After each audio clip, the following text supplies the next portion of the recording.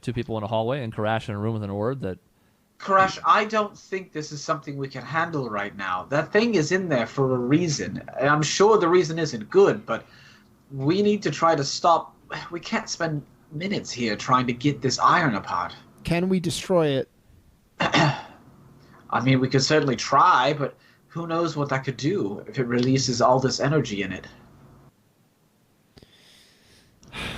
Okay, maybe we have to leave it. Unless, Karash, you have a way to get through this iron that's holding it in. No. I got nothing. I don't. Come on, you're a mage. Be creative. Is there an ice spell? Something I'm you a can do mage? to weaken... that Isaac would say that too. Something we can do to weaken the integrity of the metal? Heat it? I don't. If we could heat the metal, it might make it easier to pry it away, but I do not have that kind of magic. Heat metal? The spell heat metal? Cough, cough. I can't do it myself. All I can do is freeze things, and I don't think that would help us a whole lot. No, nobody here has heat metal? Nobody? Say a druid? Doesn't have it? Okay. I don't have heat metals specifically, no. Yeah, fire breath, but it's like a pretty weak flame, right? As a dragon, right. yeah. Turn into a dragon, breathe on it. She has ice Just breath. practically speaking here, if we were to smash this thing, generally speaking, it's understood that magical objects don't go out with a poof. They go out more with a little bit of a bang. Is that a fair assumption? I mean... If we can, Tessian, if we can cool the base enough, it will compromise the integrity. It does make it brittle. It'd have to be cold enough. I don't know that I can get it that cold. God, this seems like such a waste of time, but he kind of, bends out some water from his little canteen and just sort of gets it to work right around one little spot, like whatever the thinnest looking spot of it is, and then I will just freeze it. That's about as much as he can do. All right, Karash, maybe give it a whack as hard as you can. Sure, I'll hit it with my mace. I'll hit the metal with my mace. I'm not trying to hit the thing with my mace. I don't know if that matters, but I would, yeah. Okay, make an attack roll. Yep. Already with going. damage. Yeah. Already. Oh God. Well, it was with disadvantage. So normally 16. it would have been a 16 to hit. Yeah, that hits. And then 8 bludgeoning damage. The pedestal does not have a high AC. Shocking. Yeah, 8 damage. Yeah. You fire up with all the strength you have inside you and strike at the spot where Tessian has cooled it down to some extent, / maybe frozen it. It takes a small chunk out of the side, but it's still going to take considerable effort. Okay. Okay. Somebody's got a circlet of destruction, right? You want to just blast it on the way out of the hall? Do you actually suggest that? Oh, absolutely, I would. If this thing is capable, Jason. if this thing is capable of affecting more than this room, then who's to say that what unleashing this magic could do? It's possible that the enchantment within it could affect everyone here. This entire mission could go up. Let's just leave it for now.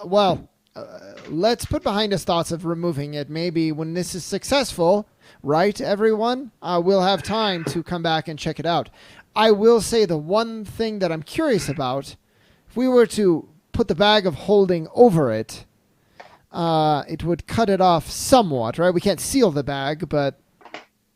It would probably stop. Yeah, we would imagine it would stop the effect, but... That's about it. Tessian can look to Lena. Lena, you don't happen to have some sort of... you don't have any spells that can move earth or anything, do you? Player talk. I have entangle, but that's like plants. Okay. Like moving plants like out of the ground, like they'll sprout out from underground. It was like if you had like a shaped stone or something, we might have been able to like just push it into the ground so that it's just inaccessible, or put a wall up. But other than that, I don't have anything other than that, unfortunately. Well, maybe we just leave it for now. It seems like a waste. I'm sure if it's doing something, it's doing it to my father's benefit and our detriment, but... Yeah. Let's go. We should move back then. All right. Excuse me. Let's just assume we can revisit this at a more suitable time. Try to make it look like we did not do any of the stuff we did in here. Yeah, I think that part is gone, and I look at the chip missing on the base. yeah. It's all right. But we can put the cabinet back, so. Yeah, sure. So you guys head back out into the much more spacious room. And I'll put the Slide. cabinet, try and slide the cabinet back, yeah. It does slide back into place. Takes, again, a decent amount of strength, but easy enough for Karash. It's about at this point, because stories are convenient, that Grail, having rolled a 21 on her other Thieves' Tools check, motions over to the rest of the group and says, I think I got it. Should be able to open it now, but how do we want to go about this? And you've noticed, by the way, as you go back into the main room, a pair of the Cabal guardsmen and a couple of the regular ones are all just kind of standing surrounding the teleportation circle, while everybody else is sort of canvassing the room or over by the door with where Grail was. Some of them are just standing at the ready. The Cabal folks have their staffs out, just seemingly waiting just in case anything else comes through. Do we have a reason to go up yet? Well, we need to get an eye on the front of the house to know if your father arrives. Okay, but if my brother's here, that could create an issue. Yes. Cass says, that's why I intend to take a team up. All right, well, I'll go with you then. Let's do it. Should we start stealthy? Yes, right? I think so. I don't see why not. It's okay. Start clomping up the stairs. So who all is going? Everybody? Ooh, well. probably not. Crash sucks at stealth. I have no bonuses to stealth. I'm not terrible. I'm pretty bad at stealth. I think you have disadvantage, do you not? Not Or at did all. you get armor? Oh, that's right. I you would got the armor. guess, like me, Grail, a couple of the Cabal people, probably just to at least scout out the area upstairs. Do you... God, Dustin hates to say this. Isaac, no offense, but the last time you fought your brother, things did not go well. Are you sure you want to go with just the few of you? It didn't go badly. We never really exactly fought head-to-head yet. But, I mean, I do want to go with... If it's Grail and myself and 2 or 3 of the stealthiest Cabal members, I think that should be enough. Okay. Then I guess me, Lena, and Karash will stay here.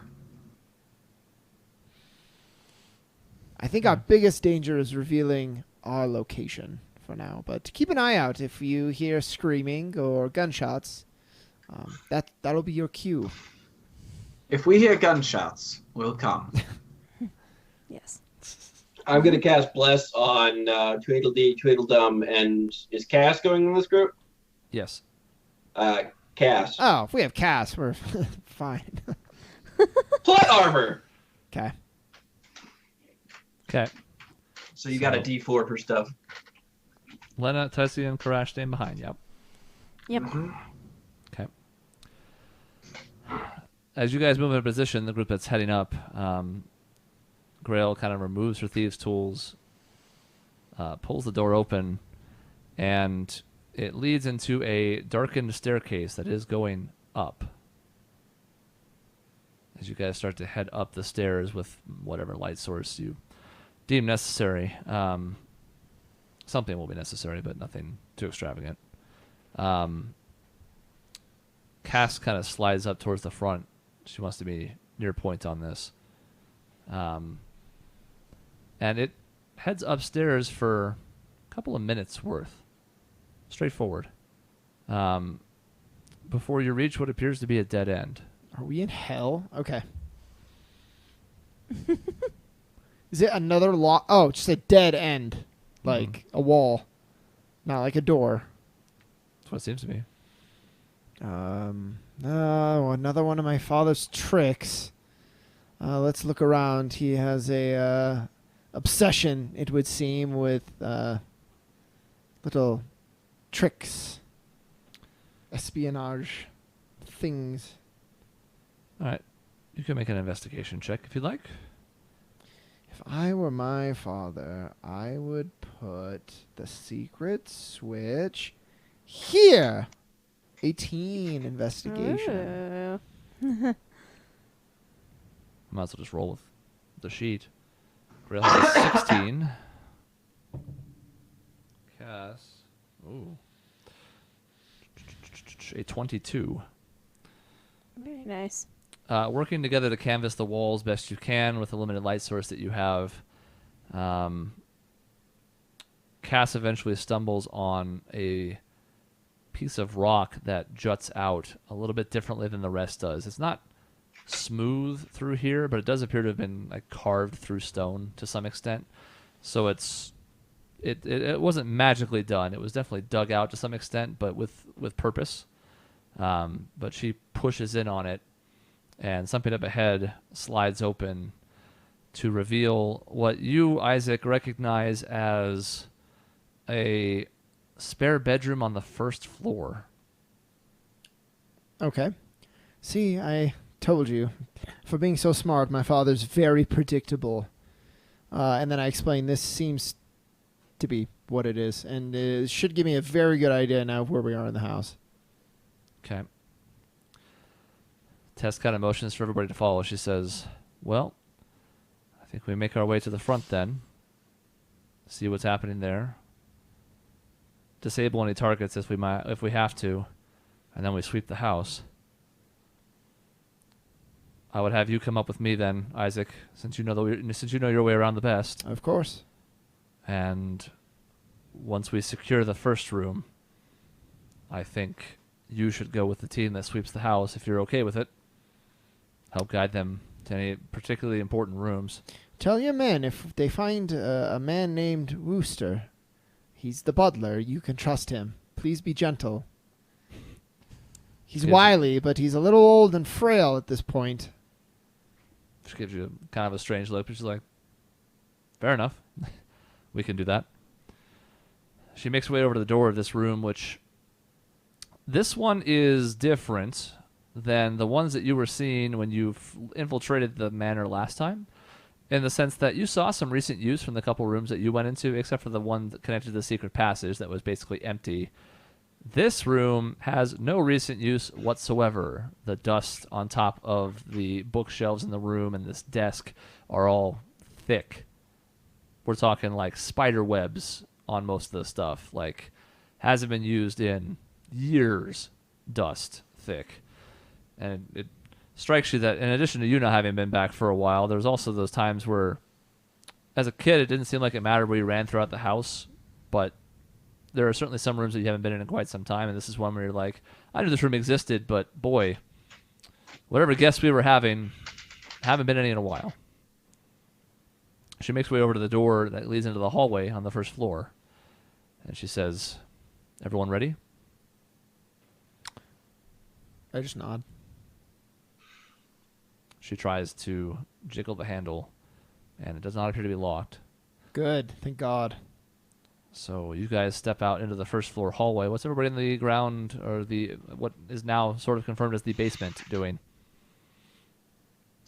Gosh, I don't know. Looking around the room, kind of nervously. I don't know. Tessie thinks it's weird that there's a teleportation circle down here. Yeah, I'm definitely wondering about that too. I'm going to be organizing all the medical supplies I totally stole. Unlike properly putting them away in my bag. There's and a totally bookshelf, stealing as much as I right? can. Can I look at the bookshelf, see if there are any weird books? Can make an investigation check, sure. Sure. Maybe there's a clue about what he was doing down here on the shelves or something. Because it doesn't seem good. Oh, you know what? Is there anything like a bag or a satchel or something I can like that can carry shit around? Sure. All right. I'm gonna go through the process of anything that looks interesting, acknowledging that I'm probably not going to be skimming book titles real fast, and I'm going to toss it in the bag and toss it onto the circle. All right. I'll just leave it there for when we come back. Sure. Anything worth taking? I rolled an 11. It's not great.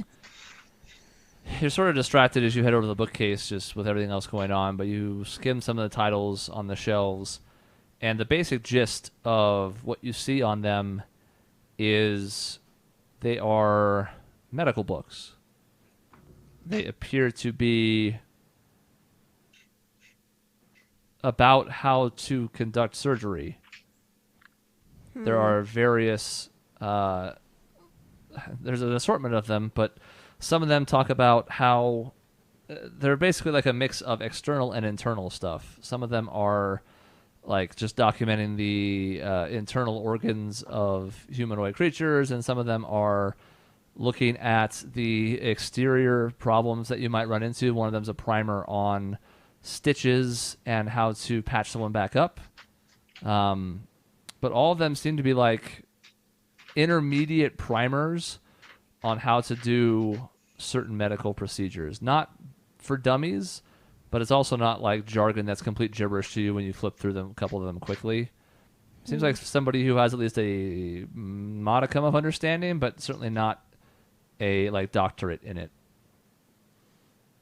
Yeah, I kind of raise my hand to my chin, and I just kind of, if Tessian's near me, I'll just say, why do you suppose Faust Dryden has these medical books in a basement, presumably under his home, next to a chamber with a orb of some kind of insane magical power? I don't understand the placement, and a teleportation circle in the middle of all of this.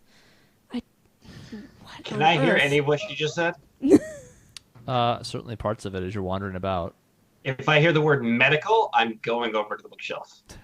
I'm going to ask which ones contain things for fixing people, for healing people. Because I don't. Okay. I'll just say, well, they all do to degrees. Some of them are external or internal, but I just don't understand why Faust Dryden has all of this. It just seems odd. So, like, as a player aside, the teleportation circles. This one, presumably, how are they connected normally? Like, is the only way that you would have been able to access this one from a particular set of ones that were, like, aligned to it, like, set to it?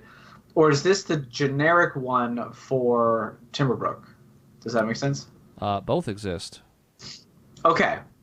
Some of them are specifically one-to-one. Some of them, especially if there is time to pour more magical resources into them, have the capability of going to multiple destinations. Okay, so this one would have been set up specifically between the White Halls and this place. No. Oh, no. You don't know. Oh, okay. But I would guess from your conversations, you could at least put two and two together that if Faust was also potentially coming back to this teleportation circle, it would have to go somewhere other than Waychester. Otherwise, you would have run into him in Waychester. Well, no, right. I just mean, like, but, like, at some point he gave this address or whatever. It was synced with the White Halls. It was synced with Waychester. Yeah. Okay. It's just Tessian's looking around, and he's like, the only thing I can think of is that they were transporting slaves here for experiments or research or the like. I don't see a reason to have a facility like this right next to a teleportation circle. I don't know. It seems like a potential risk. Someone could enter it at any time. Sure, only a select few, but I don't know. seems strange, this whole thing. He's been working on weapons, not people, at least as far as we know. Right, which is why all of this is so troubling. I don't know what any of it means, and I don't like what it could mean. I'm gonna grab a couple, or I'm gonna go start like looking through them shortly, and it based on whatever I can read or see in it, which I admit was probably going to be fairly limited. Anything that looks like it's something that I would both understand and that would improve on the knowledge I already have of basic repairs and stuff. I'm gonna toss at least 2 or 3 of them into my bag with me, as long as I have enough room to fit them. I assume they're fairly large, heavy tomes. Yeah, some of them especially, but you can certainly get, half dozen of them or so before it gets to the point where this bag is going to start being over encumbered. Wait, the one in my back or the one that goes into the circle? The circle. Okay, I'm going to toss like 1 into my bag then to make sure I have 1, because I really want to keep something in case we don't come back through the circle, but I'll toss the rest into the bag. Okay. Yeah, and then and then make sure the bag is still in the circle area, so for when we come back. Okay. Group upstairs. Into the first floor hallway, and one of the things that's striking, at least for everybody else who hasn't been here before, is this whole wing seems to be in relative, I don't want to say disrepair. It's not like broken or shoddy. It's just disuse. And it's almost strange to you, Isaac, because there was a time when you were younger that this was a floor where people might have been entertained. If there were people coming to Timberbrook to meet with your father for various reasons. And at least since you've been away, if not before that, doesn't seem to be the case anymore. This entire area just seems like it's a forgotten aside in a room or in a house full of way too many hallways and doors and rooms. If it stopped getting a public-facing use, it looks like it stopped getting use at all. I'll have everybody make a perception check, please. Yeah. Everybody? Upstairs. A natural 3 for Cass. Can't win 'em 18. all. Oh, I have to roll for... I'm Grail. And I can roll for it real quick. I got it. It's a +0, so 4. So I rolled a 3 and a 4. 1 with a die, 1 without. What can I do? Isaac, one of the things that you notice as you're heading down the hallway, as you guide then towards the front entrance, is it's quiet, but that fits with your understanding of what the place used to be like. As you kind of look up ahead and you stay towards the front of the group to give everybody else an idea of what you're heading into, you look kind of around the corner at the entranceway as you reach the end of the first hallway here, and doesn't seem to be anybody in sight. Cass and Grail are both stumbling all over themselves too much to see anything, but... What am I seeing outside the windows?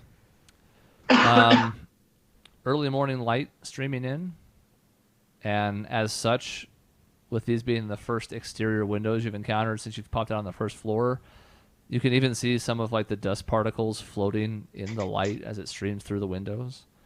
But beyond that, it's quiet, and there don't appear to be any guards posted. It's also not unusual for the house. There weren't frequently guards posted here because Faust didn't really give a shit. Okay. But like the rest of the house that we were in, so I was in like a secret entrance, the upstairs area, some of it public, some of it secret, was all fine. And this looks like no one's been in the house in like years. Well, the only floors you were on were the floors that your siblings lived on and your father's floor. You didn't go anywhere else in the house. Right. So, yes, at least as far as what you've encountered to this point, that does seem to be the case. Okay. So no reason to be alert yet.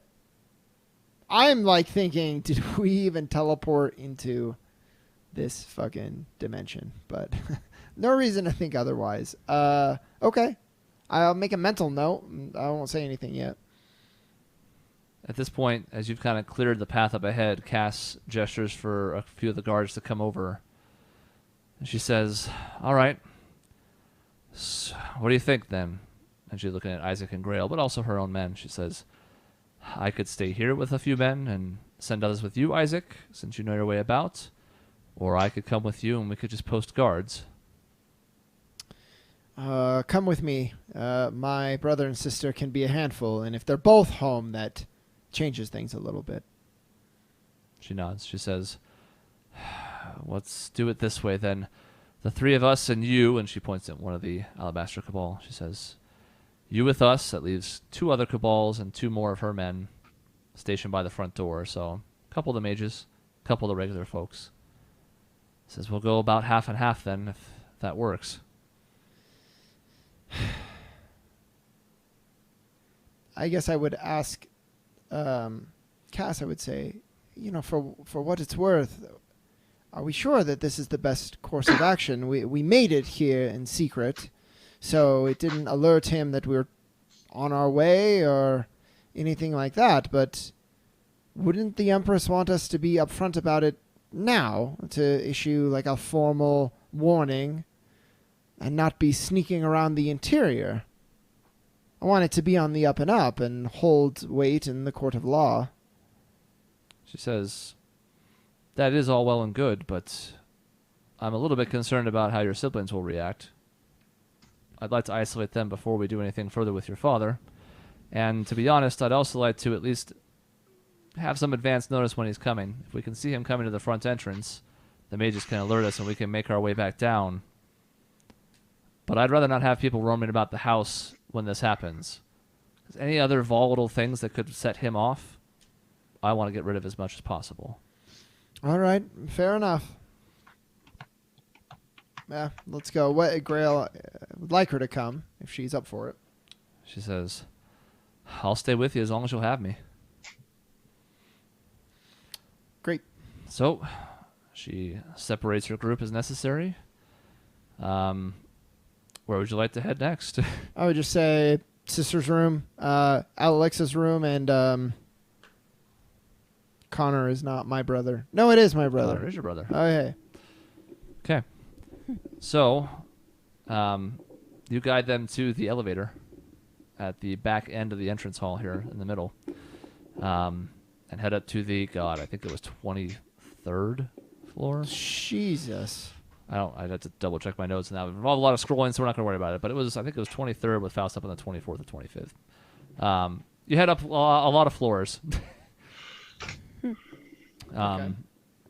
The elevator is sort of rickety at this point. It still works fine, but it's one of those things where it's not the smoothest ride. The technology is just not quite there yet, but it pulls up the side of the walls pretty smoothly to the point where it's just kind of like this consistent kind of like bumpy, you're like on a dirt road or in a car kind of feeling.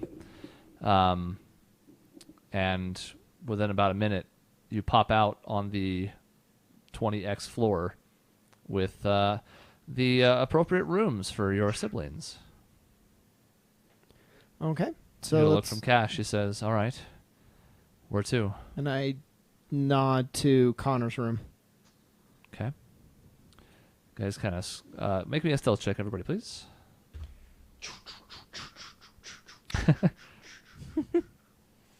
Oh. I'm noticing I made that perception check as Karash. 9 stealth. So Doesn't not, really matter, though. Not great. I was like, why doesn't Grail have stealth at proficiency / expertise? And it's because I wasn't on her sheet. So a 26 for Grail. Well, I think she would have done fine then. 19 for Cass and a natural 20 for Cabalman. Jesus. So he is real I thought I quiet. was good at it. They're showing me I'm the amateur. Yeah. You're making just these slightly perceptible footfalls, and everybody else is just deadly silent. Damn, they're embarrassing And- me. Deeply offended by your amateur performance. You very quietly make your way down the hall. Across the way from where you snuck in and from where Cora's room was, it's on the other side of the middle of this hallway. Grail slides over to the door and very carefully, another natural 20, Jesus. starts to just grab the handle and turn ever so slowly, as quietly as she can. And she's doing a very good job of it because she rolled a natural 20. Pushes in on it, and it is unlocked. She pushes it just enough to give, I guess, maybe you and her a look inside the room. Connor appears to be on his bed. Oh, God. Under the covers. And the memory kind of strikes you, Isaac. This is weird for you in some respects because you remember several things about your youth, but there's also these spots where either because of the passage of time or something else, you're not entirely sure about certain parts of it. This is one of those spots where, like, you hadn't thought of this before, but seeing him like this hit you, he's not an early riser. He frequently stays out late on the town because he's a braggadocious idiot and he likes to be out there, getting into fights and throwing his weight around. And this is awfully early in the morning for him to be awake. And as such, you remember, like, yeah, no, that makes sense. Sleeping. Yeah, probably going to be asleep for a little longer yet, too. The girl kind of looks up at you as sort of like inquisitively of like, and I think message is telepathic, right? I don't know Grail as well as Michelle knew Grail. I mean, I would gesture to Cass to be like, she has to whisper for message, I think. But I want to. I'm hoping it's clear in a gesture like, this whole time I've wanted to go by the book, so please lead this what you think is best here. What is standard operation for securing a household in like a sting, essentially? Mm-hmm. Cass pulls out a knife. Problem solved. She pulls out a length of chain from a pouch on her belt, not rope. And she sort of gives you a nod, and she says, "We're just gonna hold them." And she's whispering this, but I don't want to. We're just gonna hold them until Faust is dealt with. And they'll be free to go, since you didn't want to bring them in as well. And to be honest, we don't have much for them anyways. The writ doesn't mention them. But I do want to keep them from doing anything else until we have Faust secured. And with that, she gives a nod to the mage, who casts Hold Person on Connor. Nice. Mm-hmm. I would tell Grail to watch the door, I'd say where my sister's door is, and just keep an eye out. It automatically succeeds. Okay. And then Cass, Jesus. So you've gotten to know Cass to some extent over the last day or so, and Tessian isn't here to see this, but the speed at which Cass moves once she goes into motion almost catches you off guard. She's next to you guys in the door one moment, and as soon as the mage casts the spell to hold him in place, she slides past you and goes across the room with speed, again, that's not like supernatural or anything, but you're just like, oh shit, like, she is not messing around when it gets time to be serious. So is Connor awake now? I mean, being Hold Personed, you're aware of that, right? If he was sleeping, would he wake up? I'll double check. A lot of times, well, if it's like the sleep spell, I think being damaged wakes you up. Yeah, he's not I don't know. Nope, he's fine. He's asleep, which means he's basically unconscious, which means he's automatically failed the saving throw, and now, before he has a chance to react to any of that, because he's still paralyzed for a minute anyways, Cass darts across the room and starts just binding him around his arms with this length of pretty thick chain. But now he's awake. Yeah, basically, as soon as the chain tightens around him to the point where it kind of squeezes him a bit, he wakes up, and you can see as you kind of stand across the room, you've kind of made your way in at least, but you can see his eyes sort of darting about, but can't move. I just... to him. She finishes wrapping the chain around him, secures it on both sides so that his arms are completely bound, does the same to his legs quickly, and then takes a handkerchief from another one of the pockets in the front of her armor and then just wraps it around his mouth. I am astounded at the professionalism of this group. Sure. Shouldn't really be, but I am. She rolled a natural 19, so she was Yeah. She's doing good. So I'm like, good. Like, operation is good so far. And then I gesture to my sister's room. Pretty much as she's finishing, the paralysis wears off, and you can see Connor start to strain against the chains, but he's bound so tightly that he really can't make any headway. They bound his mouth too, right? Yeah, and you can see him as good. he's starting to just like squirm about best he can, trying to see if he can make any progress against it. Doesn't seem to be making any, and he kind of just going. He seems mad, and a little hungover. Seems correct.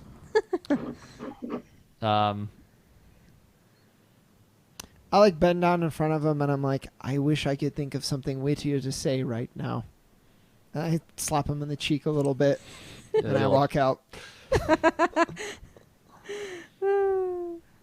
So you leave him be in the bed. At least he gets to lay on something soft while he's immensely uncomfortable. And move over a little bit further down the same hallway to Alexa's room. Grail sidles over and again very gently tries the handle, and this time doesn't turn. She says, and again quietly, well, y'all might want to be ready. I can try to pick this, and if I do it well, I'll do it quietly, but there's no guarantee it still won't be audible. So, Cass, if she makes noise, I would I'll take your lead, but I would think let's use that as our cue to bust in quickly, and we should still be able to ambush her before she has time to react. She nods. She says, we'll have to be ready. We might be able to help with the sound, though, and she gestures at the Alabaster Cabal member, and he casts silence on the area surrounding the lock. And well, I'm Grail glad you're on our side. Grail kind of starts messing with it, and she's surprised because she feels resistance as she's playing with the tumblers and trying to get the lock to go, but no sound whatsoever.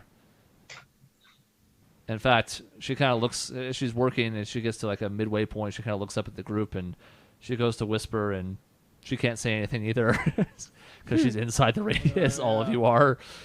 But she's able to work in peace, so... let's see. That's with dexterity. Why am I doing that when I can just do it in here? I'm so sorry, everyone. This will work. This is quick. Did you roll a natural 1? Yes, she did. It's in the roll 20. You can see it just like I can. Oh, God. Yeah. Grail. Well, it's a really good thing that silence spell is in effect because the lockpick snaps as she's trying to work on it.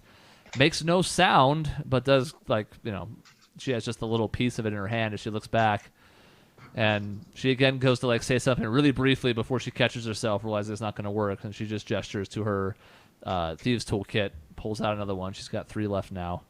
Goes back to work on it. Again, I don't have to do that. Why would I do that? I'm so used to rolling my own, but she has her stats built. Dexterity. An 11. Luckily, that's still good enough.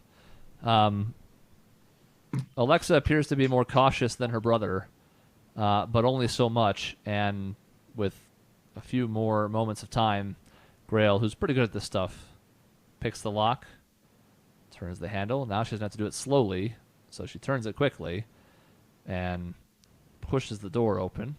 At this point, the door itself obviously doesn't make any noise either. And the, is it 20-foot radius? Yeah, the 20-foot radius centered on Grail also extends across pretty much the entire room.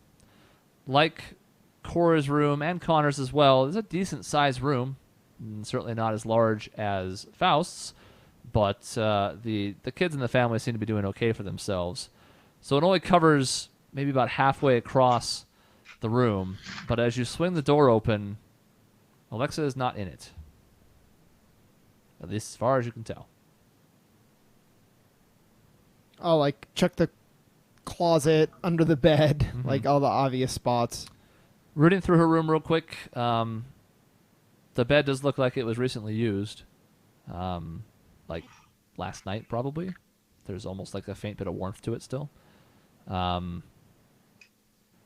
You can see all sorts of fun devices for repairing guns and creating ammo. She has a small forge in one of the corners of the room.